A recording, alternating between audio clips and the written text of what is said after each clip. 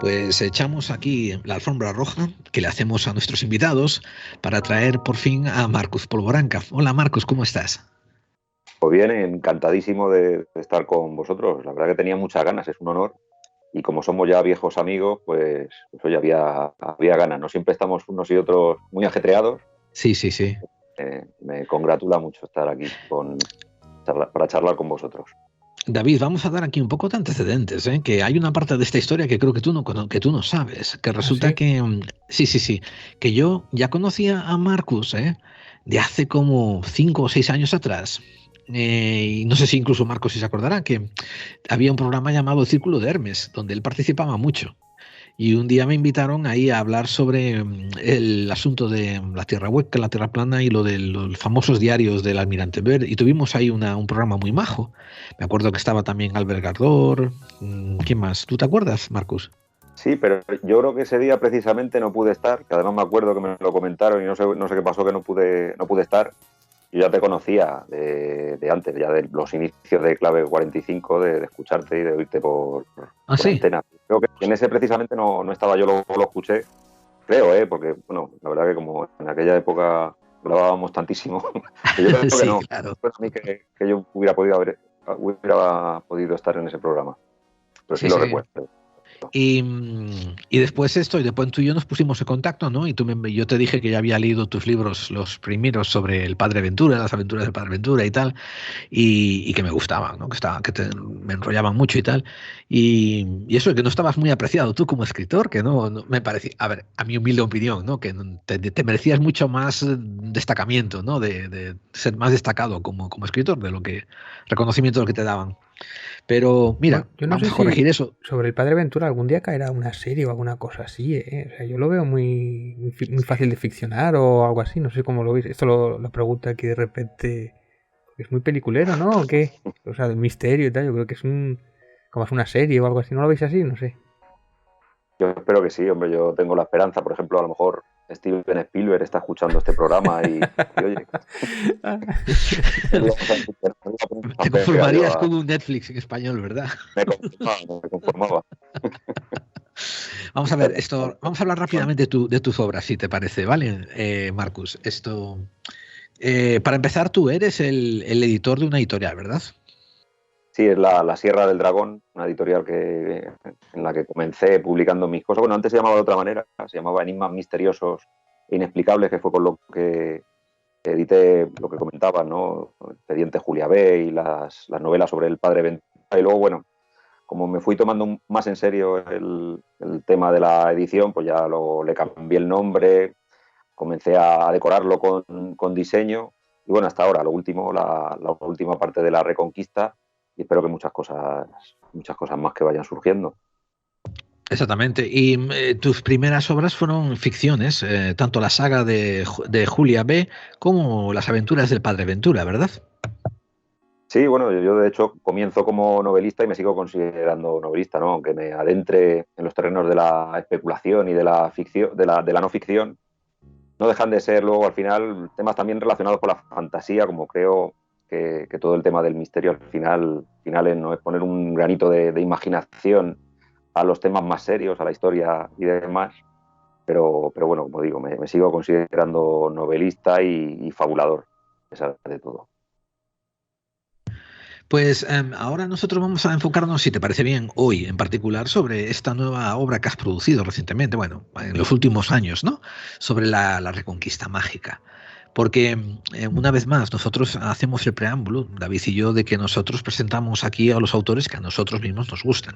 No es esto, vamos, que cuando alguien viene aquí a hablar de su trabajo es porque nosotros lo respaldamos un poco y porque nos encanta y nos encantaría que tuviese más salida.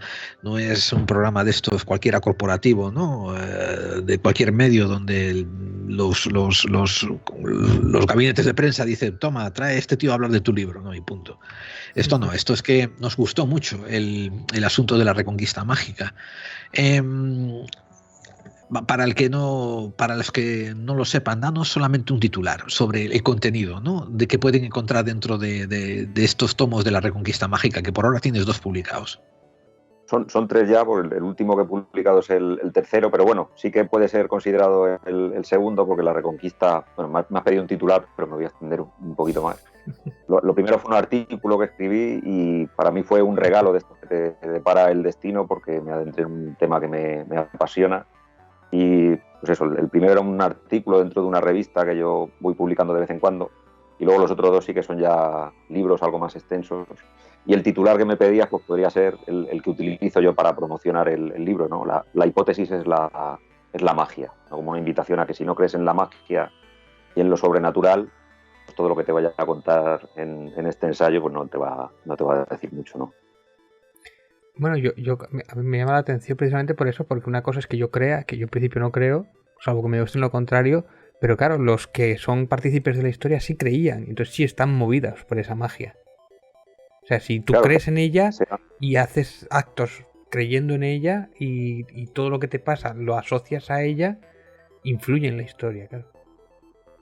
Claro, precisamente por eso, ¿no? Aunque sea desde un punto de vista, digamos, serio o ahora no me sale la palabra, ¿no? Pero si intentas abordar la historia desde un punto de vista objetivo, tienes que pensar también un poco como pensaba la gente de aquella época. La gente en la Edad Media vivía en un mundo rodeado de magia y no era como ahora, ¿no? Esa separación que existe entre lo material y lo sobrenatural, que llamamos nosotros, era algo que formaba parte de sus vidas y bueno, así se desprende de las crónicas y incluso de las obras de arte, ¿no? Era todo un conjunto. Entonces, separarlo es una cosa artificial que hacemos nosotros y yo creo, desde mi humilde punto de vista, que de esa manera hacemos una historia se queda un poco coja, ¿no? Porque no comprende esa forma de ver de aquella gente, ¿no? Llegamos incluso a conclusiones tan absurdas como pensar que eran gente supersticiosa, gente que no sabía muy bien el mundo por el que caminaba. Yo creo que es todo lo contrario, ¿no? Yo creo que sí sabían perfectamente el mundo en el que caminaban, que eran gente que tenía una vida de muchos años, bueno, de bastantes años, como podemos tenerla cualquier persona de hoy en día, y tenían tiempo para saber discernir lo que era real de lo que no era real, y lo único que sucedía, yo creo, es que tenían una conciencia diferente, ¿no? Y una manera de ver el mundo completamente diferente a la nuestra. A mí eso me interesa, que es un buen principio, ¿no? para esta temática. No vamos a destripar tus libros, vamos a hacerte una entrevista que recorra el proceso de reconquista, la integración de la magia en el ámbito cultural de las personas y cómo esto afecta después al ámbito político del momento, ¿no? de la reconquista y todo esto. Político quiere decir geopolítica, de musulmanes contra cristianos, etcétera, ¿no? Pero vamos a... Y claro, hacer referencias a que al que quiera más, que compre tus libros y que ahonde en ellos, ¿no? Porque son una lectura bien fácil y bien instructiva, con muchas referencias, tanto a pie de página como al final de las fuentes, ¿no? Que es una gozada leerlos. Yo hasta tomé notas de un montón de fuentes que tú te referías que yo no conocía, ¿no? Y dije yo, wow, Marcus, qué trabajo te has pegado, ¿no? Y son sencillísimos de leer también, son de extensión corta, ¿no? Comparado con otros ensayos. Pero mira, voy a dar un contexto histórico porque recuerda que tenemos mucha audiencia que no es de España. Entonces vamos a darles un contexto histórico para que entiendan por dónde vas tú, por qué cauces vas a navegar tú, Marcus. Y en cualquier momento, interrúmpeme y corrígeme y ponme en mi sitio, ¿vale? Comenzamos diciendo y asumiendo, ¿no? Que la Hispania, las tierras españolas, que hoy en día es la geografía española, antes de la llegada de los romanos, estaban compuestas por diferentes tipos de pueblos, con diferentes tipos de tratos, diferentes tipos de comunicación y diferentes tipos de cultura. Después, la primera pauta que yo encuentro es la llegada de los romanos. La segunda pauta que yo veo es la caída del Imperio Romano y la llegada en España de lo que se llama los godos, los visigodos. Y después la tercera pauta que veo aquí es el descenso de los godos y visigodos y el ascenso y la entrada de los musulmanes.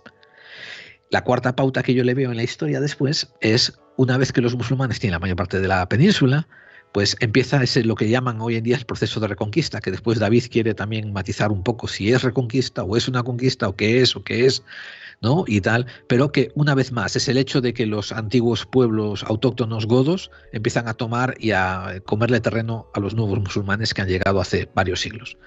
¿Eso es un resumen, te parece apropiado? ¿Me he dejado en algo en tinteros?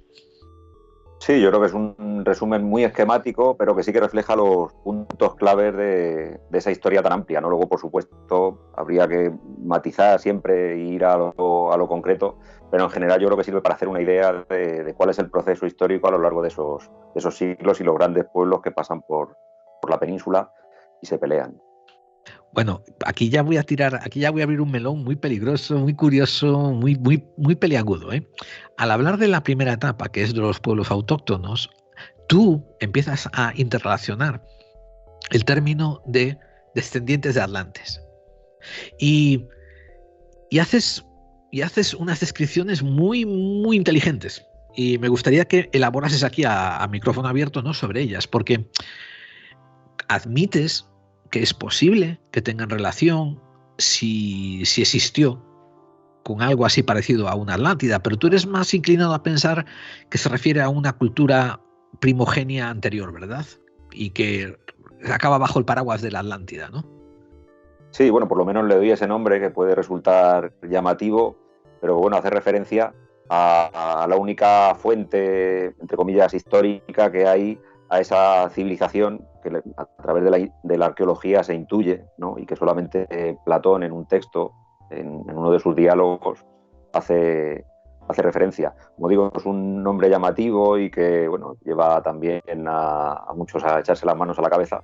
Pero bueno, yo considerando que Platón, aunque no estuviera hablando de términos históricos, ¿no?, que es una crítica que se suele hacer a quienes toman en consideración esa referencia a la Atlántida, ¿no?, el hecho de que Platón estuviera fantaseando, estuviera hablando de un mito.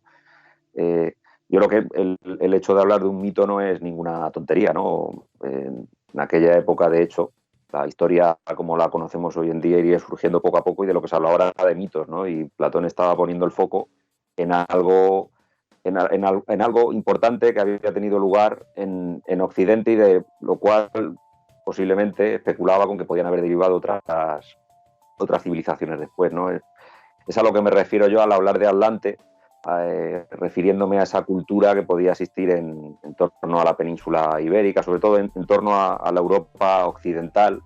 Y bueno, por supuesto hay muchísima literatura al respecto, pero bueno, yo a lo que me refiero es a eso, ¿no? Antes de todo ese esquema del que has hablado, ¿no?, que es lo que conocemos, porque es donde comienza la historia, y a partir de lo que nos podemos poner a hablar de pueblos en Hispania, pero es evidente y es lógico que anteriormente a eso tuvo que haber algo.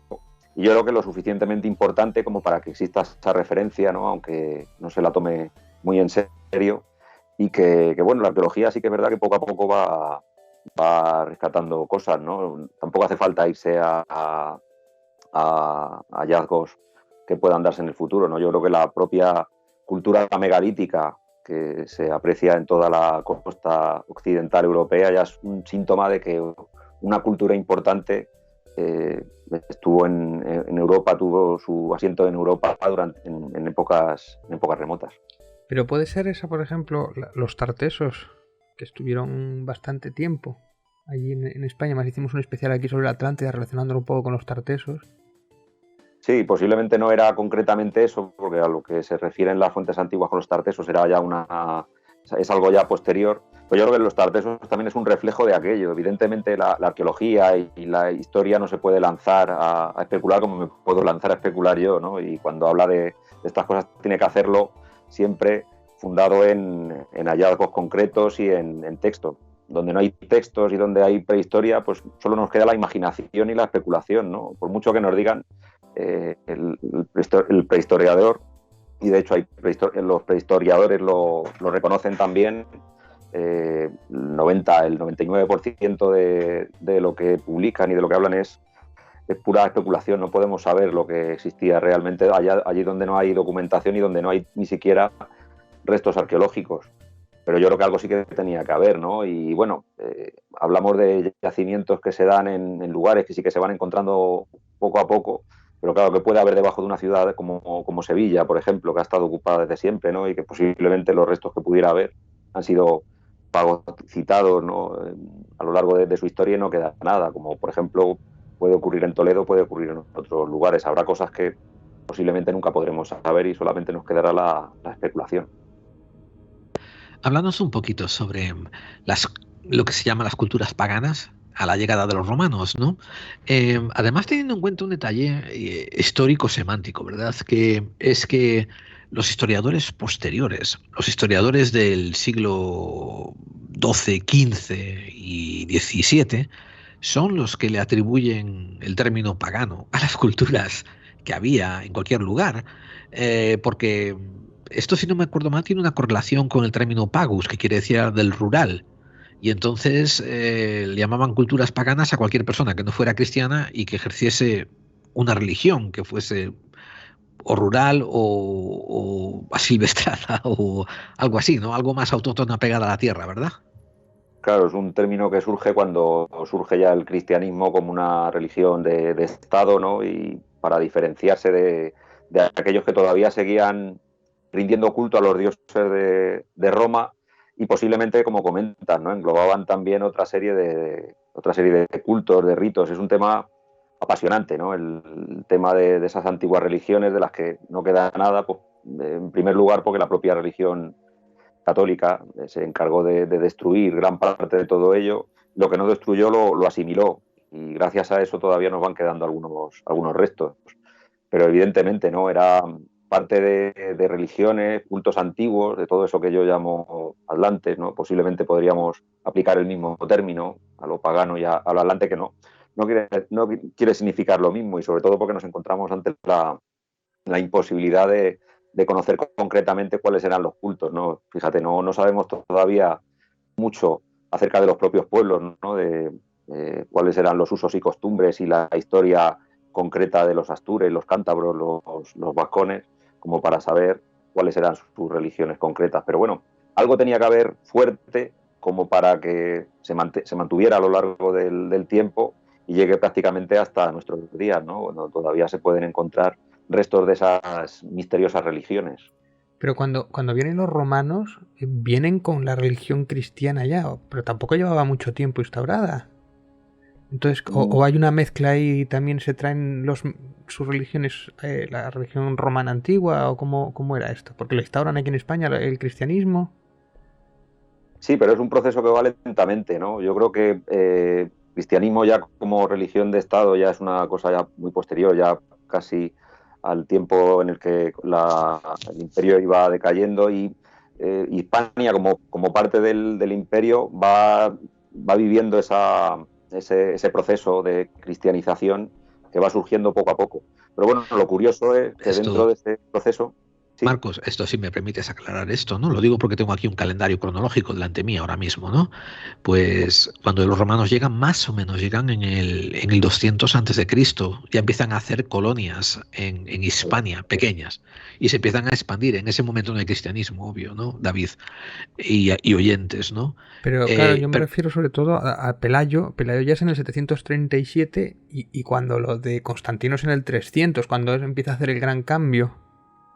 Correcto. Eso te iba a decir, pero ten en cuenta que Marcus está alucinando y bueno, está exponiendo una cosa maravillosa, que es la importancia de las religiones autóctonas antes de la llegada del cristianismo, antes de la reconquista y antes de todo esto, ¿no? Y qué efecto tuvo después o la romanización o el cristianismo sobre estas culturas autóctonas, ¿no? Que después pasan a llamarse paganas después. Pero fíjate lo que le está ocurriendo. Llegan los romanos en el 200, esto aparece el cristianismo por allá por los años 30, pero es todavía una herejía que está apartada, ¿no? Se impone 300 años después. Y en estos pagos, aquí en Hispania, todavía no tiene gran bagaje el cristianismo. Es solamente cuando los visigodos empiezan a aceptar, a hacerse cristianos, ¿no? Que tiene un poco más de peso. Pero eso ya es una vez que empieza también la conquista musulmana. Entonces, Marcus, en España, ¿no? Existe un momento en que las religiones autóctonas antiguas coexisten con un cristianismo incipiente y con un musulmanismo entrante, ¿verdad? Un islamismo entrante. Y con los dioses romanos, con la mitología romana también. O sea, hay una mezcla ahí, una mezclanza curiosa. ¿Verdad? ¿Estoy en lo correcto, Marcos? Porque esto fue lo que Bueno, yo deduje de lo que estaba leyendo de tu libro. pues es incluso más complejo todavía, ¿no? Porque el cristianismo va surgiendo poco a poco, como digo, va adaptándose y por supuesto no es algo monolítico, ¿no? De ahí toda la historia eclesiástica de los concilios, las herejías, que no es un problema menor, ¿no? Es algo que era propio de una religión que se iba gestando poco a poco, ¿no? Sabes que se iban seleccionando determinados textos para formar parte del canon, y la propia fe, la propia doctrina se iba modificando. Y es curioso, ¿no? Y yo creo que eso es interesante comentarlo, el hecho de que precisamente en Hispania, desde el principio y en torno, por ejemplo, al siglo IV, siglo V, todavía existían retazos de algo muy curioso, algo muy hispano, que fue el priscilianismo, que fue una secta gnóstica que tuvo mucha influencia en Hispania. Y bueno, hasta el punto de que Prisciliano, que seguramente hayáis oído hablar de él, que fue uno de los cabecillas de esa herejía, él era obispo y bueno, su pertenencia a esa herejía gnóstica le llevó a ser el primer hereje condenado a muerte por el cristianismo, ¿no? Eso dentro de la península, sobre todo vinculado a la zona donde luego posteriormente tiene lugar la Reconquista, ¿no? La zona de Asturias y de Galicia, que bueno, ya tiene una historia larga de herejía y de protesta, bueno, iba a decir de protesta, pero sí de querer ser un poco diferentes a otros lugares, ¿no? Pero bueno, también era algo general, ¿no? Se daba en Hispania esta herejía y en otros lugares también. Pasa que aquí yo creo que por culpa tal vez de nuestro carácter peculiar, tendría una larga todavía historia de idas y venidas. Y eso me recuerda cuando Antonio Piñeiro hablaba de los cristianismos perdedores, ¿no? Que hay un cristianismo que es el que triunfa y el que se acaba instaurando, pero hay otros cristianismos que habían evolucionado por otros sitios y acaban perdiendo o difuminándose. Claro que es un proceso... Sí, a cuenta de algo tan subjetivo como la opinión de quienes participan en los concilios, los teólogos que participan en los concilios, en teoría, bueno, porque van despreciando unas maneras de pensar y apoyando otras diferentes, ¿no? Posiblemente ahí sí que hay tema para la conspiración, ¿no? El cómo se va perfilando ese dogma y por qué se van desechando unas ideas, por qué se aceptan otras, ¿no? Habrá teólogos que digan que, bueno, porque parece lo más lógico, ¿no? Yo creo que posiblemente haya algo diferente, ¿no? Como por ejemplo en el caso de Prisciliano y sus propuestas iban desde luego mucho más allá de lo que era el dogma, ¿no? También tenía sus implicaciones sociales y políticas, la manera en la que ellos percibían el cristianismo. Permíteme hacer... Sí, dime, David. No, digo, de esas culturas antiguas, de esas mitologías antiguas, esos dioses paganos o de esas mitología atlántida o de esas creencias se sabe muy poco, quedan algunas reseñas o esos tiempos de mezcla, hay algún tipo de simbología en los edificios durante esas épocas de transición. Claro, es un proceso también de arqueología, porque seguramente sí que lo haya, ¿no? Seguramente, por ejemplo, en el priscilianismo se sabe que tenía, bueno, fíjate que ni siquiera del priscilianismo, que estamos hablando ya del siglo IV, del siglo V, se sabe muy poco porque se quemaron todos los libros, se mató a la gente que participaba y lo único que sabemos es lo que nos han contado los enemigos de la herejía. Pero, por ejemplo, en esa herejía en concreto, en la que muchos estudiosos ven residuos de antiguas creencias hispanas, ¿no? Precisamente por el hecho de que tuvieran tanto éxito y se prolongaran tanto en el tiempo, sí que ven, por ejemplo, el arraigo que tiene la creencia en los astros, ¿no? En la astrología, y eso junto a determinados símbolos que hay en algunas iglesias, sobre todo visigodas y demás, pues bueno, apuntan a que esas antiguas religiones sí que podían tener un fuerte culto hacia el cielo, hacia la astrología y demás, que oficialmente y según la historia oficial es algo que surge en Oriente, pero bueno, ¿por qué no pensar que pudieran haber surgido también en Occidente, ¿no? En esas, como decimos, religiones misteriosas de la antigüedad? Entonces, cronológicamente hablando, ¿verdad? Esto, ahora mismo nos estamos colocando tú y yo, y David y los oyentes, hacia el final al final de la experiencia románica, de la experiencia de los romanos, con la presencia de los romanos en España. La, mm, eh, ¿La presencia romana fue una presencia de coexistencia o fue una presencia de invasión? Quiero decir, ¿entraron, nos invadieron, nos hicieron una provincia más del imperio o fue más bien que éramos una colonia y ellos venían a sacar el provecho de nuestras tierras a la vez que coexistían con las tierras, con la gente autóctona? Hombre, yo creo que en eso posiblemente la historia no haya cambiado mucho a lo que puede ocurrir hoy en día, ¿no? El ser humano, cuando se lanza a la aventura de la conquista, lo suele hacer en busca de rédito económico y demás, ¿no? Luego, bueno, lógicamente siempre tiene que haber algo bueno en esa conquista y en esa invasión. Lo que ocurre es que tampoco, como tampoco tenemos los testimonios de quienes lo vivieron al otro lado, pues tampoco sabemos si eso fue de una manera u otra. Hombre, el sentido común y la resistencia que hubo a esa invasión, pues nos lleva a pensar, a mí por lo menos me lleva a pensar que no era muy diferente a las que se pueden producir hoy en día o de las que hemos tenido noticia a lo largo de la historia. Pues no creo que se diferenciara mucho de otros imperios en ese sentido, ¿no? Al final es controlar, es convertir la existencia bueno, adaptarla a un sistema productivo, entre comillas, o a unas necesidades más a nivel global, ¿no? Yo tengo una teoría, ¿no?, sobre lo que fue la antigüedad y sobre todo lo que fue la Edad Media, ¿no? Posiblemente, y por qué no, pensar que fue una reacción contra el imperio por parte de la mayoría de la gente, ¿no? Y de hecho hay indicios, ¿no?, que llevan a pensar en eso, ¿no? La vuelta al campo. Sabéis que en la Edad Media la gente en Cierto. general abandonaba las ciudades, ¿no? Y bueno, precisamente, y volvemos a Hispania y a esa misma zona de Galicia donde tuvo tanto éxito el priscilianismo, en determinados momentos de la Alta Edad Media también se da ese fenómeno, ¿no?, de eremitas que acuden a los montes perdidos y a las cuevas a orar, y le siguen miles de jóvenes en busca de ese ascetismo, ¿no? ¿Por qué no pensar que pudo haber sido algo así? Pues háblanos un poco sobre audiencia. Entendés ahora que estáis mirando el mapa de España, que es una caja cuadrada que se conecta con Francia por el norte, ¿no? Y en ese rectángulo, que es el norte de España, ¿no? Se encuentran las regiones de Galicia, de Asturias, que después se llama Cantabria, el País Vasco y todo esto, ¿no? Y esa es una zona que comparte muchos rasgos de cultura. Marcus, quiero que nos traigas ahora más hacia adelante, ¿no? Cuando el Imperio Romano está decayendo, la cultura romana se ha más o menos integrado, maleado, se ha mezclado con las culturas autóctonas, ¿verdad? ¿Y cómo aparece Prisciliano? ¿Quién es y qué impacto tiene en el concepto mágico de la cultura?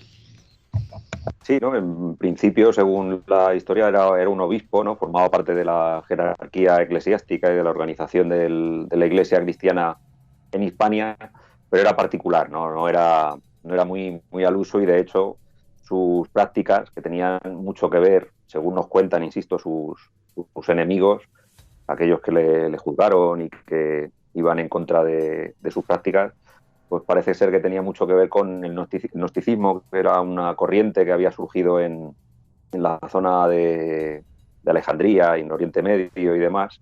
No era una corriente, sino muchas corrientes, ¿no? Una manera diferente de ver el cristianismo, por lo menos según dicen los investigadores, los estudiosos, una manera de adaptar el cristianismo y las ideas cristianas con la antigua filosofía griega, con Platón y demás. Bueno, era una especie de cristianismo intelectualoide, podríamos decir. Y ese gnosticismo, ese intelectualismo, ese cristianismo intelectualizado fue el que impregnaba, parece ser, la filosofía de Prisciliano. Pero bueno, podemos ir un poco más allá, ¿no? Cuando criticaban a Prisciliano, le criticaban por una serie de prácticas que posiblemente hoy en día nos podrían parecer, bueno, un tanto libertarias, ¿no? Era una serie de comunidades que, aun siguiendo el cristianismo, gozaban de una libertad que no casaba mucho con la que promulgaba la jerarquía eclesiástica, ¿no? Tenían, bueno, por ejemplo, celebraban rituales y echaban a suerte quién iba a ser el sacerdote, quién iba a ser el que leyera las escrituras. Ah, qué bien participaban las eso. mujeres, ¿no? Y esto es muy interesante, ¿no? El tema de la participación de las mujeres, porque luego yo lo relaciono con otros movimientos también así, entre comillas, revolucionarios que se dan en la época. Y bueno, aparte de eso, claro, la jerarquía eclesiástica y por lo que se le condena es por una manera diferente de comprender el cristianismo, no acatar el dogma a rajatabla. Yo creo que posiblemente había también una intención de acortar esa peligrosa forma de entender la comunidad y el cristianismo y, como digo, acabaría finalmente ejecutado, ¿no? De hecho, sería el primer hereje en morir de esta manera. Y bueno, teniendo las críticas, esa acción por parte de muchos eclesiásticos, pero bueno, tristemente, pues luego seguiría, no sería el último, ¿no? Al final de ese proceso. Yo hay una pregunta que haces mucha incidencia en el libro, ¿no? Que es sobre la geometría sagrada, ¿no? Que es un tema muy, muy manido dentro del mundo del misterio, ¿no? Entonces yo quiero preguntarte realmente, David, ¿me permites que te postergue esa pregunta un segundo? Porque hay un bueno, poco más de hilo que tirar para Prisciliano. vale, vale, ahí. Vale, lo de Prisciliano ocurre, si no me equivoco, su martirio ocurre a finales del 1300, ¿verdad? Em, Pues es anterior, muy, muy anterior. Estamos hablando, si quieres te lo concreto, sí, pero es en torno al siglo IV. En torno al siglo IV. Espera que la fecha se me... Pero sí, Prisciliano en plena... 385 es el Claro, fallecimiento después de Cristo. sí. antes de los visigodos y... Sí, por eso decía, ¿no? Que es en el 380, 385, como dice David. Y después vienen los visigodos que incurren en el terreno y aceptan el cristianismo. Pero, eh, ¿cuándo ocurre lo de la asociación, ¿no? de Compostela con Prisciliano? Bueno, es una asociación muy posterior, ¿no? En realidad, lo que ocurre en Compostela, ahí ya damos un salto hacia el reinado de Alfonso II el Casto. Estamos hablando del año, pues en torno al 800, sí, en torno O al sea, casi 800. 400 años después de su muerte, casi. Claro, claro. Ahí surge el hallazgo fortuito, entre comillas, también de una tumba, rodeado además de una serie de fenómenos que hoy nos parecerían claramente forteanos, ¿no? Hay luces en el cielo, estrellas que indican un punto concreto cerca de lo que hoy es Compostela, y un eremita encuentra esa tumba, ¿no? Luego todo lo que rodea el hallazgo, todo lo que rodea los hechos que suceden posteriormente al hallazgo, ¿no? El hecho de que el rey se desplace desde Asturias hasta aquel lugar para comprobar si realmente era el santo, ¿no? Pues se decía que se había encontrado la tumba de Santiago, ¿no? Que se especulaba con que había estado en Hispania durante un tiempo trayendo el primer cristianismo. Bueno, eso también configura una peculiar historia que también tiene todos los tintes de la conspiración, porque bueno, posteriormente se ha sabido que aquel lugar no era un lugar cualquiera, que había sido un lugar en el que había evidencias de que había habido cultos anteriores, que es de lo que hablábamos antes, y muchos especulaban con que era el lugar donde había podido ser enterrado Prisciliano, precisamente, después de su ejecución, porque bueno, la ejecución de Prisciliano no lo hemos comentado, pero no terminaría con el culto que él hacía, y algo O muy, muy sea, que lo sobrevivió su culto, ¿verdad? A él. Sí, sí, y de hecho mucho tiempo después todavía seguía habiendo priscilianistas, ¿no? Que era como se llamaba a la gente que seguía esta doctrina peculiar. Y misteriosamente hay un momento, además, en el tiempo, lo cuenta Marcelino Menéndez y Pelayo, se acaba, ¿no? No se sabe muy bien por qué. Posiblemente porque la gente los miembros de la secta, pues acabarían infiltrando en otros lugares, ¿no? Y seguirían practicando sus ritos y sus creencias particulares al amparo o de bien de la religión oficial o de alguna de las sectas que habría posteriormente, ¿no? Porque el tema de ese conflicto entre creencias no terminaría con la llegada de los visigodos, ¿no? Decías que finalmente terminan aceptando el cristianismo, pero después de un par de siglos también con diferencias, ¿no? Gran parte de la historia visigoda los reyes eran arrianos, ¿no? Que es una herejía también dentro del cristianismo que duró también su tiempo. Que hablando de Santiago, que era mentira, ¿no? Que el cuerpo estaba allí, todo eso, en principio creo que se lo habían inventado, que no había pruebas y que es falsa esa historia de Santiago, pero eso no significa que tampoco lo desmintamos mucho porque el turismo es importante, ¿no? Para Galicia. ¿O no opinas eso? Sí, pero bueno, yo como soy un poco pagano también, un poco hereje, a mí que esté Santiago, a mí me apasiona más, me gusta más la idea de que pudiera estar Prisciliano, ¿no? Que posiblemente, ¿no? ¿Por qué no? En aquella época los reyes, los que estaban al frente de los reinos también utilizaban la propaganda, que es una forma de magia también, ¿no? El hecho de utilizar un mensaje y conseguir por lo que se ha conseguido, ¿no? Que un lugar en concreto en el planeta se convierta en lugar de peregrinación, que posiblemente lo era antes, ¿no? Y lo único que hicieron fuera cambiar el nombre de quien estaba enterrado allí y convertir también, que es una idea que yo desarrollo en la Reconquista, un acto mágico, que es el de la peregrinación a un lugar concreto, a un lugar sagrado, en favor de otros nuevos mandatarios que se aprovechan de esa ciencia antigua, ¿no? Sí, sí. Que bueno, digo, que me interesa muchísimo el hecho de que el cristianismo se aprovecha de esos puntos de poder, esas localizaciones que tienen algo mágico o algo fantástico, se apropian y lo hacen suyo, ponen ahí una ermita o ponen alguna cosa. ¿Sabes lo que voy a hacer, David? Voy a dejar a esto colgado también en el aire para que se interrelacione con lo que tú decías de la geometría sagrada y los lugares de poder, porque ten en cuenta que esto lo estamos hablando estamos hablando ya del año 800, más o menos. ¿Qué ha pasado antes de esto, verdad? Pues fíjate, desde que Prisciliano muere, que es en el 300, vienen los godos, se instalan, empiezan a tomar sobre la península, pero ocurre el evento que a mí me parece interesante destacarlo, Marcus, y quiero que nos hable sobre ello. Viene el evento de la conquista musulmana que en leyenda se le achaca a un fallo godo, a una tradición goda. Háblanos un poquito de esto porque tiene que ver con magia, ¿no? Y con leyenda. Sí, hay en torno a ese momento histórico, por supuesto, hay multitud de leyendas y en esto la historia tampoco puede decir la última palabra porque, bueno, todo al final se queda navegando en la especulación y en tomar, en definitiva, los pocos elementos que tenemos seguros para poder hacer un relato exacto, ¿no? Pero sí que es cierto que, bueno, desde un punto de vista puramente historiográfico tenemos un reino visigodo que parece ser que tenía sus tensiones, ¿no?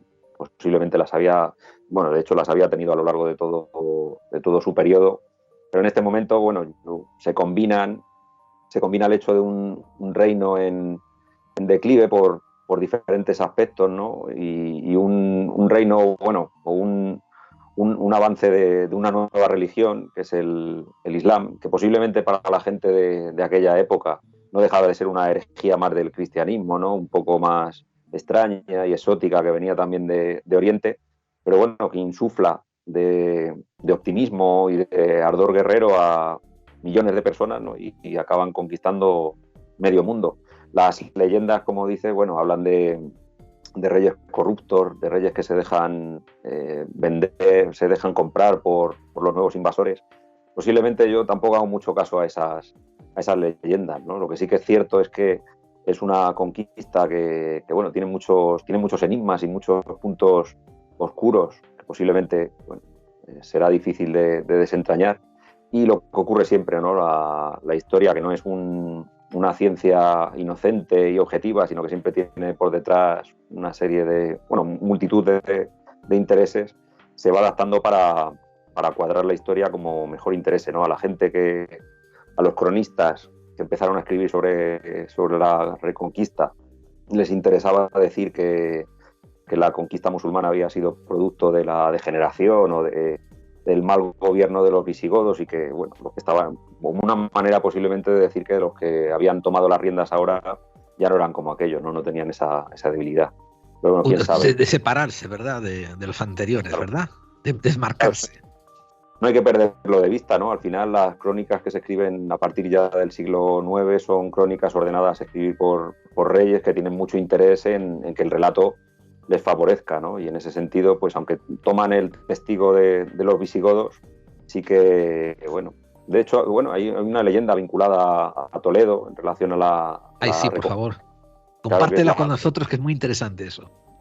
El palacio bueno, es el palacio encerrojado que se llama, que era un palacio que estaba en Toledo, en el centro de Toledo, muy cerca del palacio del rey, y que cada rey tenía la obligación creo que tenía una llave y tenía la obligación de no abrirla bajo ningún concepto, ¿no? El último rey visigodo, don Rodrigo, tuvo esa osadía de abrir la puerta para ver qué es lo que había dentro del palacio, y lo que se encontró, según una de las leyendas que hablan sobre el tema, fue una escena en la que una pintura en la que aparecían gente vestida como los árabes, y bueno, de alguna manera indicándole que aquello iba a ser el final, era la maldición que pesaba sobre ese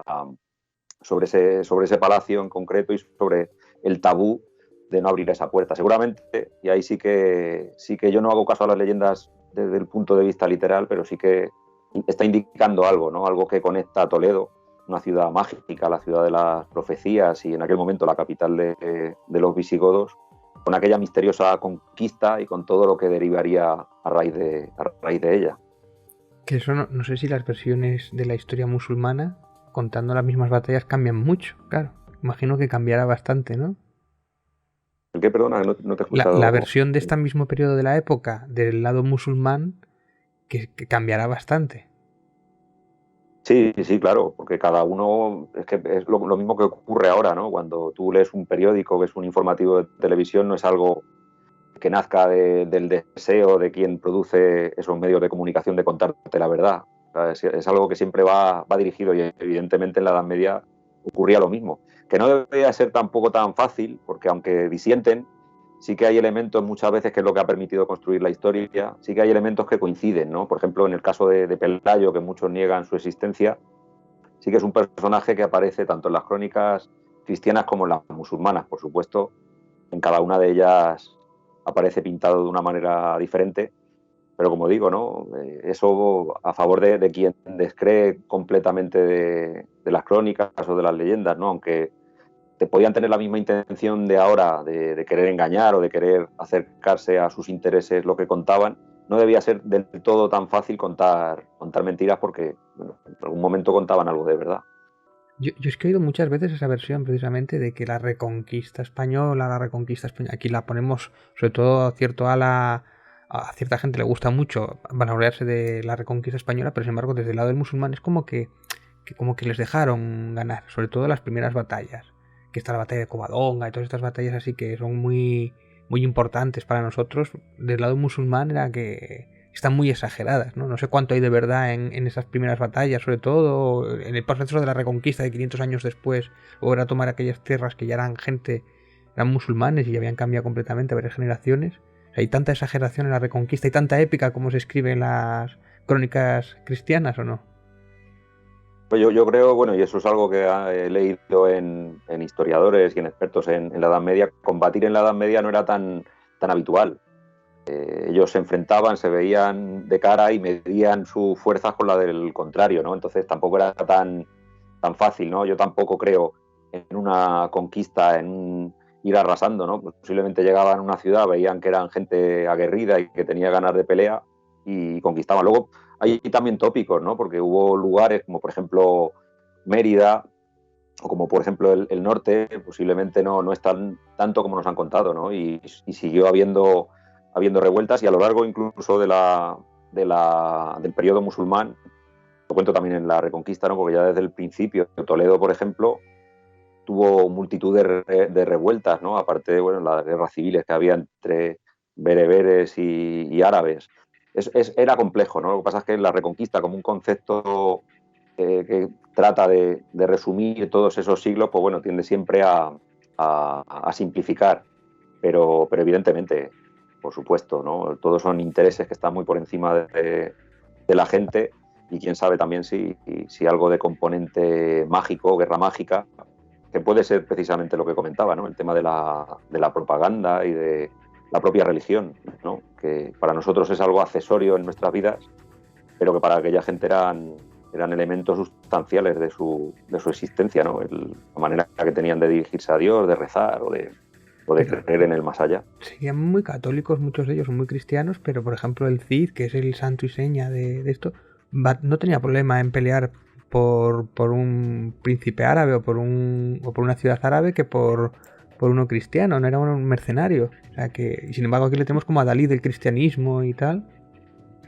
Pero lo mismo que otros caudillos que hay a lo largo de la historia musulmana, por ejemplo, Ibn Marwan, que era un caudillo de la zona de Mérida, tampoco tenía problemas en acordar pactos con los reyes de Asturias, o era sobrevivir, ¿no? Tenía que ser una época dura, ¿no? Entonces, bueno, cada uno dura y más complicada de la que pensamos, ¿eh?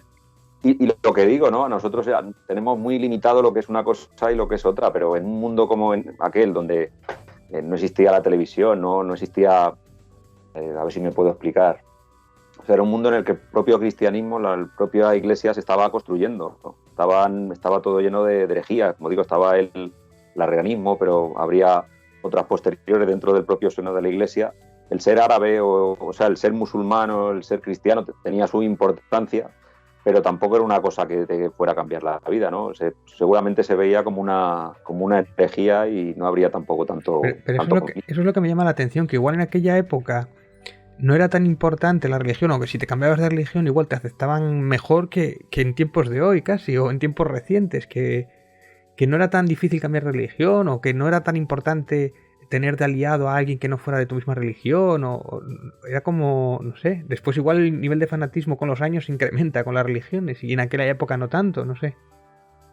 Claro, seguramente lo importante era lo mismo que es ahora, ¿no? El poder sobrevivir y el poder llevar una vida digna, o ¿sabes lo que te quiero decir? Que eso es algo que es intentar meterse en la mente de la gente, pero sí que hay aspectos de la vida que posiblemente no hayan cambiado tanto, ¿no? Y el Cid, como otros caudillos cristianos o musulmanes, tenían un negocio que era el negocio de la guerra, y ellos luchaban por intentar que fuera lo mejor posible, ¿no? Como un empresario de hoy en día. Luego ya está la épica y está que también tiene su importancia, ¿no? Porque no es que tenía muchísima importancia la religión en su vida, pero es eso, que realmente a sus ojos, sin toda la carga cultural que puede tener para nosotros ahora, igual no había tantas diferencias, ¿no? Al final era creer en Dios y se le podía adorar de una manera, o se podía leer una Biblia en arameo, que tampoco era algo propio de aquí, o en árabe, como el Corán. Claro, voy a dar un dato histórico. Mira, en el 30 de abril del 711 llega el general musulmán Tariq ibn Ziyad a Gibraltar. 711. Y en cuestión de 20 años, 20 años, se recorre la península incorporándola al califato de Córdoba hasta que llegan a la entrada de Francia, en la batalla de Tours, la famosa batalla de Tours en el 732. Estos son literalmente 21 años después, ¿eh? Ya están en Francia. Ahí les frenan los pies, parece que les dan caña, los echan para atrás y le dicen quieto parado, ¿no? Por un ratito, los franceses. Y aquí es donde se incorpora a tu historia y sobre todo a tu geopolítica, Marcus, ¿no? Los francos. Y te dejo que nos empieces tú a contar ahora la relación que hay con Pelayo, los francos y la magia de la Reconquista. El primer momento en el que puede aparecer la magia es precisamente cuando los árabes, los musulmanes llegan a Francia y son expulsados precisamente por una estirpe de reyes, como eran los reyes franceses, de larga tradición, de la tradición de teurgos, ¿no? de magos que eran capaces de curar con las manos. Ahí ya aparece el primer contacto con la magia en ese periodo. Yo luego creo que tendrá mucha importancia, porque precisamente en esa lucha que nosotros ya llamamos Reconquista y que comienza con la batalla de Covadonga, posiblemente con quienes se enfrentan los musulmanes en ese momento es no tanto con cristianos o con visigodos, que es lo que cuenta la historia oficial. Yo creo que los visigodos ya tenían poco que decir en ese momento, y con lo que se enfrentan es con a lo que yo llamo Atlantes, ¿no? Esa parte de pueblo que no aparece en las crónicas, pero que evidentemente todavía seguía allí. Y con el tiempo, ese pueblo, bueno, ese pequeño reino que surge alrededor de Pelayo, se ve envuelto en otra lucha interna, que es un poco la novedad que yo introduzco en mi ensayo, que es la lucha interna que lleva a enfrentarse a los atlantes, por un lado, ¿no? Como les he llamado yo, a los descendientes de Pelayo, y a esos agentes externos que son los francos, dentro de los cuales pues, posiblemente ahí sí que haya visigodos, ¿no? Porque sí que se sabe que después de la conquista musulmana muchos visigodos huyen hacia Francia, y ahí se genera, como digo, lo que yo he intentado ver como un proceso interno de formación del Reino de Asturias, en el que hay unas luchas internas que bueno, he intentado ver a través de la sucesión de reyes, de esos primeros reyes de Asturias, que va paralela a la lucha contra los musulmanes, no se contradice. ¿Qué ocurre? Que la reconquista que forma parte, es un eje fundamental de nuestro país, de España como país, y la idea de nación que tenemos, pues ha apartado un poco esa lucha, pero yo creo que está ahí, ¿no? Y a lo largo de la historia de la reconquista, por lo poco que he ido viendo, sí que aparece, ¿no? Ese componente franco en la configuración de los estados cristianos y en esa lucha, ¿no? Digamos que antes de luchar contra los musulmanes ya luchan contra los paganos, contra los atlantes en Asturias. Bueno, no sé si preguntar ahora lo de la geometría sagrada, si entra aquí ahora con las iglesias prerrománicas y todo eso que son tan bonitas aquí en Asturias. Sí, bueno, ahora es cuando estamos echando hacia atrás a los musulmanes, ¿no? Y empieza toda esta reconquista. Por tanto, sí, ahora es cuando podría entrar un poco lo que sería la construcción de tus construcciones de geometría sagradas, y a la vez también la toma de Compostela, la apropiación de la tumba de Prisciliano para Santiago, ¿no? Se la quito a Prisciliano y se la doy a Santiago. Sí, pero bueno, voy a nombrar un poco algunas de las iglesias que si pasáis por por Asturias, pues tenéis que ir a ver, ¿no? En Oviedo hay dos: Santa María de Naranco, San Manuel de Nillo, San Julián de los Prados, y después en Pola que estaba Santa Cristina de Lena, y hay alguna, no sé si alguna más por ahí interesante, u otras iglesias que no son tan prerrománicas, pero son un estilo, por ejemplo la del Banco, que también está bonita. Pero tú hablas de la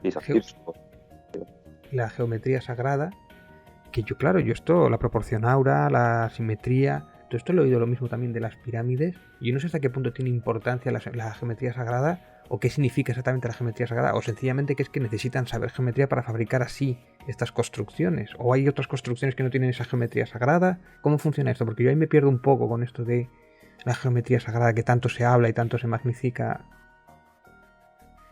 Claro, aquí vuelve el eslogan, ¿no? Lo que comentaba al principio, la hipótesis es la magia. Lo que pasa es que con la geometría surge algo interesante, ¿no? Es para los estudiosos del esoterismo, es como una especie de puerta, ¿no? Que conecta el mundo material, el mundo en el que vivimos, con el más allá, ¿no? Todo siempre es especulación en este sentido, porque no se conocen exactamente los orígenes de todo esto, pero como dices, ¿no? Aparece en prácticamente todas las culturas, siempre hay esa necesidad, sobre todo cuando hablamos de lugares religiosos, de templos, de que haya unas determinadas medidas. No puede resultar algo casual, ¿no? Hay, de hecho, estudiosos que se embrollan mucho y al final llegan a conclusiones un tanto enrevesadas. Yo creo que sí, que lo fundamental sí que está, ¿no? El hecho ya de por sí de que lugares tan remotos, tan aparentemente no conectados como pueden ser las pirámides, hay quienes incluso hablan de la existencia de determinadas medidas concretas en los megalitos, ¿no? Pero bueno, eso ya es más discutible. Pero bueno, el hecho de que existan esas medidas, que haya medidas concretas, ¿no? Con el tema de la proporción áurea, ¿no? Que también tiene ahí su magia en lugares tan apartados y tan remotos, sí que nos habla de alguna especie de tradición, ¿no? Yo creo que sí, yo creo que ahí es prácticamente evidente, y en Asturias surge también. Se habla, bueno, los estudiosos más serios lo vinculan a la tradición romana, pero mi teoría es que parte de una tradición más antigua, ¿no? Yo creo que la existencia de esas medidas, vinculadas además al pitagorismo, que es una tradición también esotérica con hondas raíces en la antigüedad y con bueno, pues un origen bastante incierto, posiblemente llevaban aquí mucho más tiempo del que podían haber llevado si contásemos con que hubieran sido traídas por los romanos. Pero sobre todo, a lo que nos apunta la geometría es una especie de conexión, ¿no? Cuando un hombre antiguo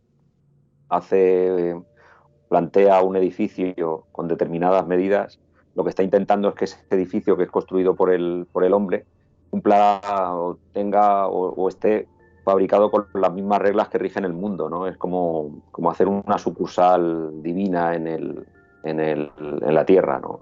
Una conexión. Todo eso tiene su significación y además, bueno, es curioso porque no se limita solamente a las medidas, ¿no? Sino que luego aparece en determinados textos como el Apocalipsis, que a su vez tienen conexión con determinadas pinturas que hay, por ejemplo, en Santullano, que antes mencionabas, ¿no? Esa basílica que hay a las afueras de Oviedo.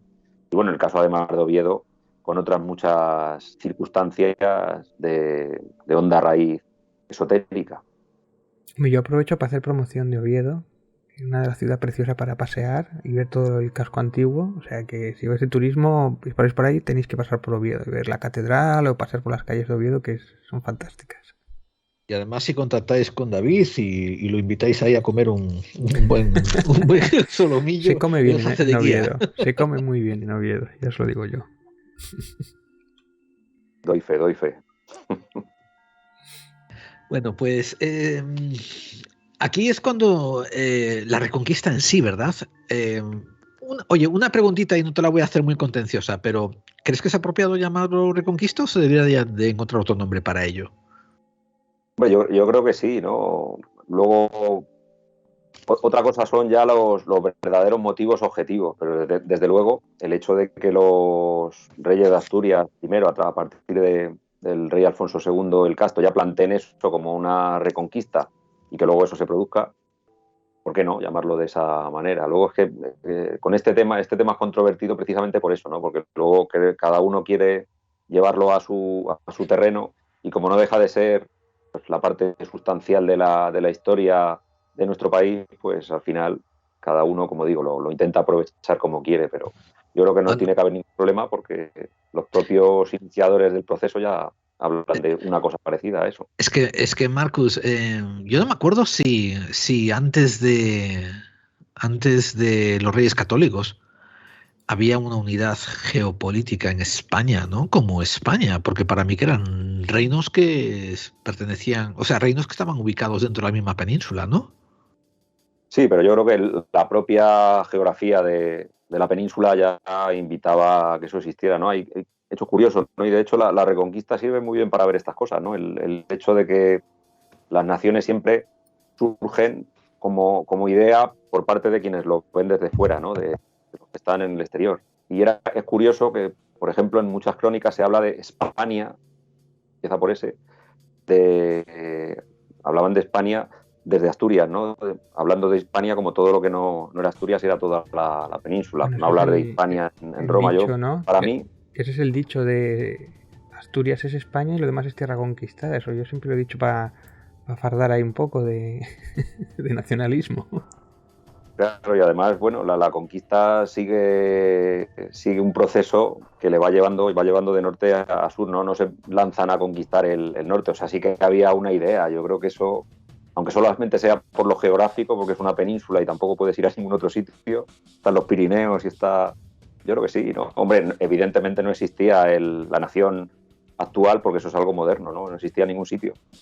Pero yo creo que sí, ¿no? Y de hecho posiblemente sea uno de los lugares que como recinto, podemos decir, más antiguo. Luego, por supuesto, pues peleándonos como seguimos peleándonos ahora y seguiremos a lo largo de a ver, y bueno, una vez que has matizado esto, ¿no? ¿Qué más elementos de magia encontraste tú en todos en el resto de los componentes de la Reconquista, ¿no? Hasta la llegada de los católicos cuando se apoderan del resto de la península. Me refiero, tienes, por ejemplo, ¿no? Lo que hablamos del Campus Stelae de Compostela, la redirección del peregrinaje, ¿no? Recuerda que tú en tu libro hiciste una monetización preciosa, cortísima, ¿eh? A mí me parecía digna de hacer un libro entero de ella, pero tú le dedicaste un párrafo porque era todo lo que tenías de extensión, pero que era que, en teoría, el peregrinaje llegaba hasta Finisterre, hasta las costas. Y cuando Claro. llegaron los cristianos lo dejaron ahí, quédate en Compostela. Sí, bueno, eso es, si a los que les interese el tema, Charpentier, ¿no? Un autor clásico del esoterismo y ya te puedo mandar la referencia en un libro sobre Compostela, precisamente habla de eso, de la existencia en la antigüedad, posiblemente en la prehistoria, de peregrinaciones hacia Finisterre en España, ¿no? El que había hasta Santiago, que posiblemente, como comentabais, llega hasta Finisterre, pero hay otro en Bretaña, otro en el Reino Unido. Es un tema muy interesante, ¿no? La existencia de peregrinajes en épocas tan, bueno, en plena prehistoria hacia el occidente, ¿no? Que tiene también su significación porque es el lugar donde muere el sol y demás. Todo esto, pues, bueno, nos lleva a misterios que están ahí desde hace tantísimo tiempo. O sea que no se sabe, ¿no? De pronto un montón de gente le da por coger e irse hasta Finisterre a peregrinar, pero no hay una razón, no se sabe, ¿no? Si hay una razón religiosa, una razón de que hace más sol allí o no sé. Claro, en el caso del peregrinaje a Compostela, la teoría oficial, ¿no?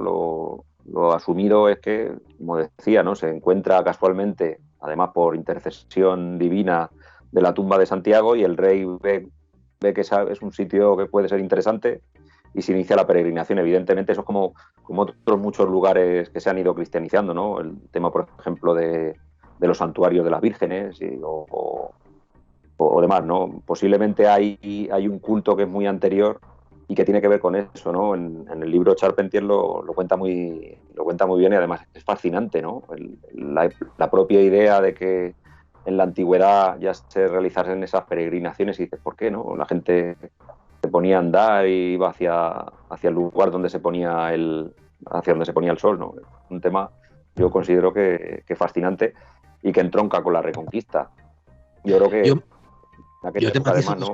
te matizo dos cosas más, amigos. Fíjate, hace poco se han estado estudiando los famosos restos de Stonehenge y se está especulando debido a encuentros de restos de vasijas, de campamentos, ¿no? Que lo que ocurría en Stonehenge era que 2 veces al año probablemente había peregrinaciones allí. Había un camino de Santiago a Stonehenge. ¿Me entiendes? Que de tal sitio a tal sitio se peregrinaba durante varios días hasta llegar a Stonehenge para hacer un ritual. Entonces, y claro, Stonehenge está datado de cuando está datado. Ahora imaginaros esto para el Camino de Santiago. Probablemente sería una réplica que hubo de un peregrinaje iniciático. A mí no me cuesta nada pensar, ¿no? Fíjate, hay incluso extrapolaciones con el viaje a la Meca que hacen los musulmanes después. O sea, esto de hacer un viaje a un sitio para ser introspectivo, para pensar, para mejorar tu espíritu, ¿no? Además, con un ritual tan bello como es que Finis Terrae es el final de la Tierra occidental, y ahí es donde se ponía el sol, se renacía, se moría, y tú quemabas tus ropas también, ¿no? Y te deshacías de tu bagaje antiguo, ¿verdad? Qué imágenes tan oníricas y esotéricas y místicas, ¿no? Con este proceso. Pero os quiero decir que esto del peregrinaje, ¿no? Es una constante humana, parece ser, ¿no? Que cuando hay un poco de cultura, hay un poco de camina para conocerte a ti mismo. Entonces, la parte curiosa, ¿no? Es que llegan los católicos y se lo toman y dice, no, deja de conocerte a ti mismo, vete a darle un abrazo a Santiago, ¿no? Y tal, y de paso deja un nuevo O lenguo. el Saturnania y tantas otras fiestas también que también las cambia, o los lugares de poder que decíamos que había un dolmen aquí y bueno, vamos a poner la mezquita por lo que sea, ya les pilla de paso, pues ya que nos adoren a nosotros en vez de a los paganos, ¿no? Hay un truque, hay un cambio ahí y les funciona, o sea, y perdura el mito además. Sí, claro, es un cambio de alguna manera político, ¿no? También lo cuento yo en la Reconquista, el hecho de vestir de otra manera actos o tradiciones que ya existían, ¿no? Y también apropiárselo, ¿no? Eso sigue ocurriendo hoy en día, como por ejemplo, por poner un ejemplo así peregrino, ¿no? El nombre de las calles de las ciudades, cómo van cambiando de nombre siendo la misma calle. Bueno, de alguna manera esos actos es una manera también de apropiárselos quienes están mandando, pero bueno, viéndolo desde un punto de vista positivo, también es una manera de conservar, ¿no? todos esos actos que quedan, por ejemplo, hoy en día fuera de toda la lógica consumista o material, ¿no? El hecho de ponerte a andar simplemente por un deseo de espiritualidad o de conexión con el mundo más allá. Sí, porque yo esto de que sean puntos de energía, puntos de poder o tal, tampoco tenemos nada de demostrado. Simplemente igual era una zona bonita o acababa en un pico y había un dolmen ahí, o hay alguna prueba o algo que digas tú o que pienses tú que hay ahí algo especial por lo cual se detenga la gente. Claro, yo sí que creo, ¿no? Yo soy crédulo, pero bueno, me planteo, porque también tengo mi parte racional, que posiblemente esté vinculado al hecho de que la gente en la antigüedad, lo que comentábamos al principio, ¿no? Vieran el mundo completamente diferente y vieran cosas que nosotros no vemos. Nosotros ya también tenemos nuestras diferencias respecto a lo que pudieran ver ellos, ¿no? Imagínate a un hombre de la edad de piedra metiéndose en una ciudad moderna, en Nueva York, metiéndose en el metro. ¿Qué vería ese hombre cuando se mete ahí? Pues igual podemos hacer el recorrido inverso y pensar qué vería esa gente en esos lugares concretos, ¿no? A lo mejor es algo que no podemos medir porque no se puede medir, pero que está relacionado con la manera en la que tenían de ver el mundo. Yo añadiré también que no tenemos que dejarnos llevar por nuestro propio materialismo. Quiero decir, aquí en este programa, ¿no?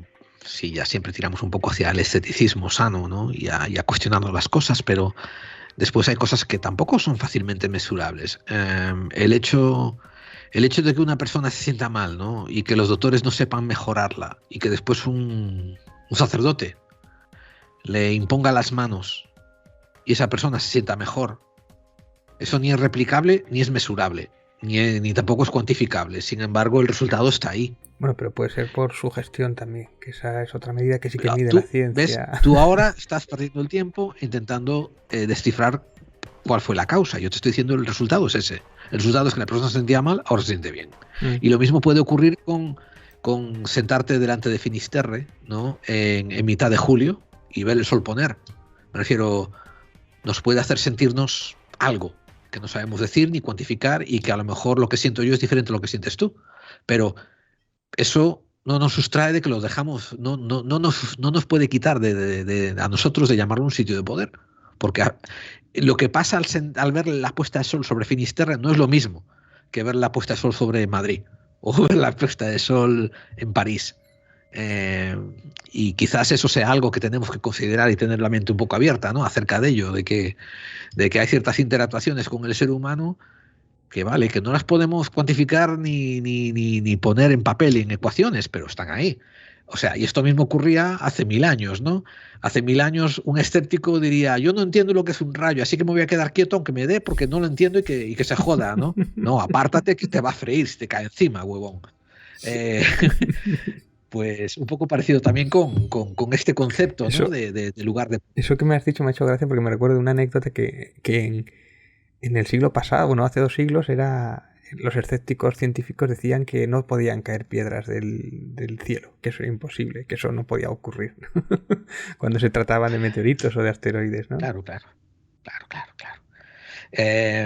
También es un fino balance, ¿no? Que le he oído decir a mucha gente de que hay que tener la mente abierta, pero no tan abierta que se te caiga el cerebro. O sea, es el balance apropiado, ¿no? Sí, eso, sí. Es el balance apropiado. Hay que tener en cuenta, ¿no? Que lo que llamamos sobrenatural es algo que está por encima de la naturaleza, tal y como nosotros la entendemos y como podemos llegar a comprenderla con nuestros medios, lo cual no quiere decir que haya fenómenos que se escapen a nuestros sentidos o a nuestros métodos para cuantificar las cosas. Sí, pero bueno, sobre todo añadir a nuestros métodos contemporáneos. O sea, sí, pero bueno, claro, yo me refería a que si no había, yo qué sé, si realmente tú vas ahí con unos medidores Geiser o con una historia, si en esos puntos de poder se detecta algo o tal, en principio no hemos encontrado ningún tipo o alguna variante o que haya más calor allí o que se concentre algún tipo de energía que hayamos podido medir, en principio no. Que yo sepa, vamos, la ciencia no ha dicho nada sobre esas y eso líneas estás correcto, que no tenemos los aparatos de medición apropiados todavía. Uh-huh.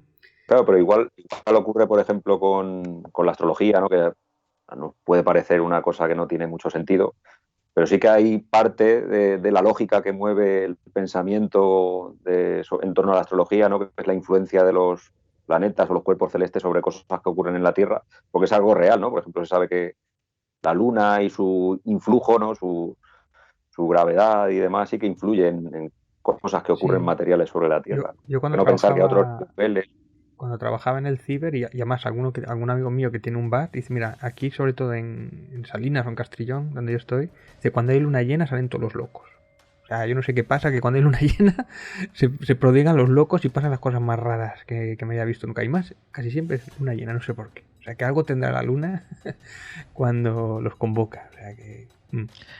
Sobre astrología, yo creo que algún día David y yo tenemos que hacer algo sobre astrología, porque hay unas vertientes, hay unas aristas que son mal exploradas y que no son suficientemente divulgadas sobre ellos, ¿no? Solamente de pista, David, voy a decir que uno de los grandes problemas a la hora de analizar a la astrología dentro de las corrientes más forteanas y más fronterizas es asociarla con los horóscopos.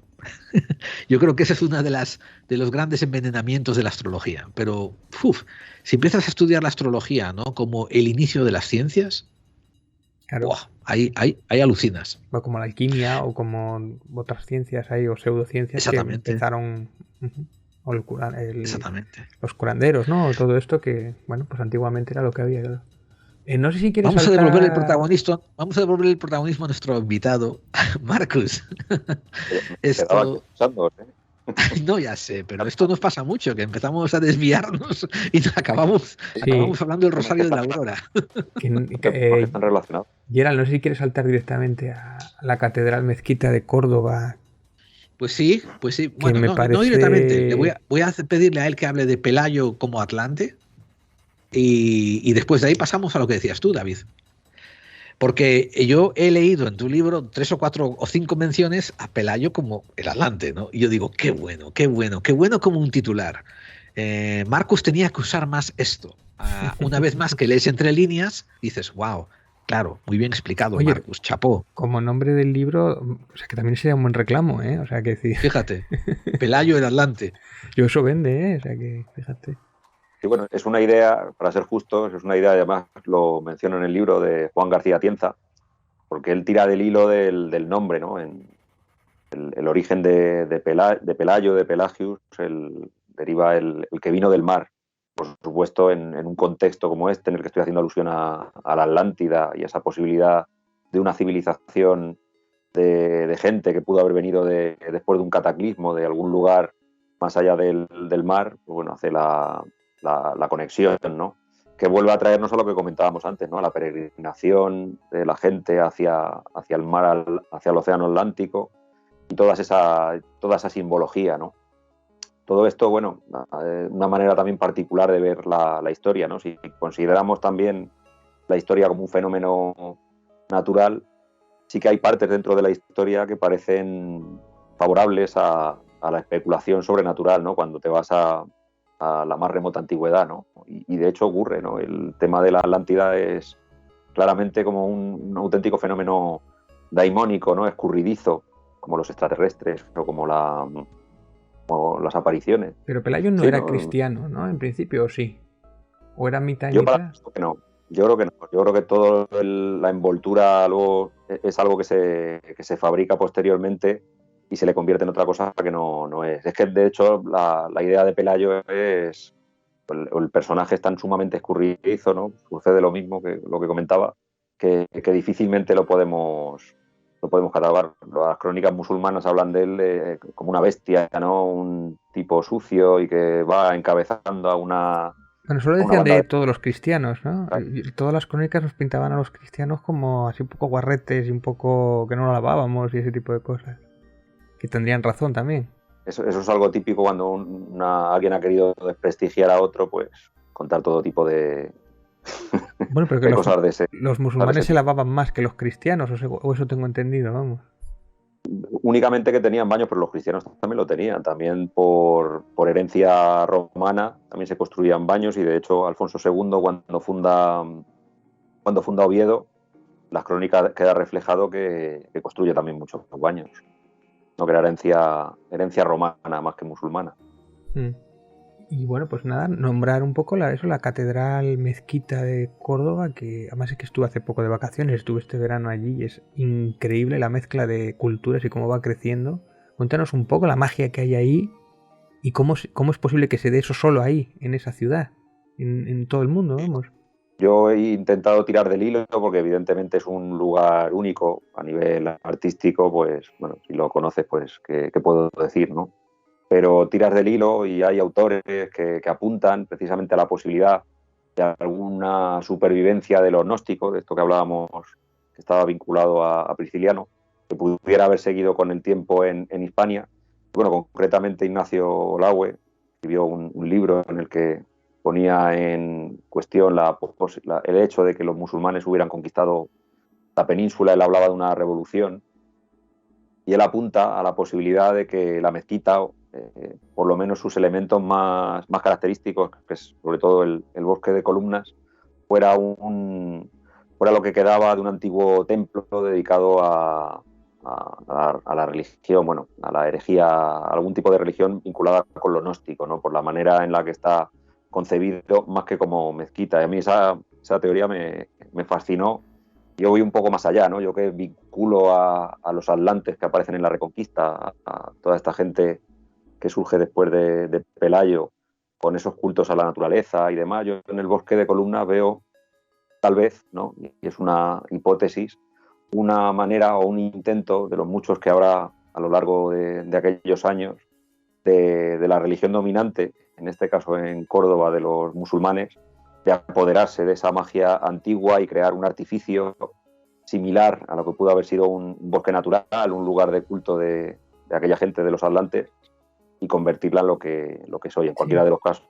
Pero lo que me llama la atención es que los católicos, los cristianos llegaran y no la tiraran abajo, como por ejemplo, o plantaran ellos sobre los restos igual de la edificación, ¿no? Como pasó igual en Alhambra, ¿no? Que quitan la mezquita y ponen la iglesia, o incluso al revés, allí en Egipto también pasaba que tiraban la antigua y lo ponían encima para poner su credo y tal, y sin embargo aquí en Córdoba no ocurre eso. No sé si porque tiene algo especial o era tan bonita que deciden los católicos apropiarse. Yo creo que puede ser una mezcla de todo, porque sí que estuvieron a punto de derribarla, ¿no? Y de hecho hubo ahí sus más y sus menos, pero es que posiblemente pueda tener que ver con esto que estoy comentando, ¿no? O con lo que comentaba Ignacio Laue, que fue un templo anterior a los musulmanes incluso, ¿no? Que podría ser, ¿no? Lo tenemos ya asociado a lo musulmán, y realmente el arco de herradura, que es característico de la mezquita, aparece en muchos edificios visigodos. A lo mejor, bueno, lo que dices, yo cuando visité, tiene en el suelo una parte tiene un cristal, y tienes la ciudad antigua, antiguo, los restos que hay ahí que están excavando ahora hoy mismo todavía. O sea, estaban haciendo ahí todavía excavaciones, o sea que todavía hay mucho por conocer, o sea que sí. Claro, tal vez vieran eso, que era algo que era muy anterior, o simplemente por pura belleza, ¿no? Y hay algo que no sabe mucha gente, ¿no? En los primeros tiempos de la conquista musulmana se cuenta, se dice que posiblemente estuvieron un tiempo compartiendo musulmanes y cristianos el mismo recinto, ¿no? Que yo creo que es una prueba más de lo que comentaba antes, ¿no? De esa, bueno, que tampoco era tan evidente las diferencias, y que podían permitirse incluso el lujo de convivir en un mismo recinto y compartirlo para cultos diferentes. Marcus, ¿qué tal si vamos cerrando y nos cuentas un poco de tus proyectos bibliográficos, la editorial cómo va? Nos das un poco tus vías de contacto y dónde la gente puede encontrar estos maravillosos ensayos, mini libros, estas delicias de lectura. Bueno, pues la editorial se llama La Sierra del Dragón, que es una referencia a una sierra que tengo yo muy cerca del lugar donde vivo, que es la Sierra de Guadarrama. En tiempos de los musulmanes era conocida como la Sierra del Dragón. En el momento que escuché eso me fascinó y quise hacer algo con ella. Y bueno, los proyectos, pues la Reconquista yo sigo investigando, es un tema que me fascina, para mí es un regalo porque me lo paso muy bien investigando y luego escribiendo y luego fabricando el libro. Y bueno, se puede conseguir a través de Amazon, están todos los libros en esta plataforma, se pueden conseguir en papel y en formato electrónico o a través de la propia página. También trabajo con algunas librerías, Segovia, librería Ciberbodega de Andrés, en Alcorcón, librería Alzofora, Toledo, librería Hoja Blanca. Y bueno, poco a poco. También está esa página que estás poniendo ahí, lectu.com, ahí también se puede conseguir en papel. Y nada, encantado que la gente se interese por esas criaturas que voy sacando poco a poco. Y le recordamos también a la audiencia de que además de estos ensayos últimos que has hecho sobre la Reconquista Mágica, pues está toda la serie de Julia P. y las aventuras del padre Ventura, que son ya unos libros anteriores, también muy dignos de ser levantados y leídos. Pues eso, Marcus, si te quieren mandar peticiones, si te quieren mandar alabanzas, si te quieren enviar notas de amenazas, ¿a dónde te envían todas estas misivas de amor? Bueno, que tengan piedad de mí, pues soy un tipo que bueno, yo tengo mi peligro, pero bueno, a través de las redes sociales, en Facebook, en Instagram, en Twitter, ahí podemos charlar y retarnos o lo que quieran. Un duelo ahí. Citaros en duelo para el amanecer. Muy bien. Nos vemos en Finisterre. Marcus Porboranca, muchas gracias por tu tiempo. Nos sentimos mucho más, yo me siento mucho más cultivado después de pasar un rato hablando contigo. Y sobre todo aprecio tus ensayos, oye, muy recomendables para todo el mundo, para que quiera recibir una diferente visión de la historia. No estás cambiando nada asombroso, pero en el sentido de que no es como el que está haciendo una investigación sobre que los Illuminatis estaban copulando con los Anunnakis, pero esto es la cara B de la historia, que es muy recomendable que todo el mundo lea para tener otra perspectiva. En serio, muy recomendado desde aquí. Gracias, Marcus. Nos vemos pronto. Hombre, pues espero que sí. Muchas gracias. Hasta otra.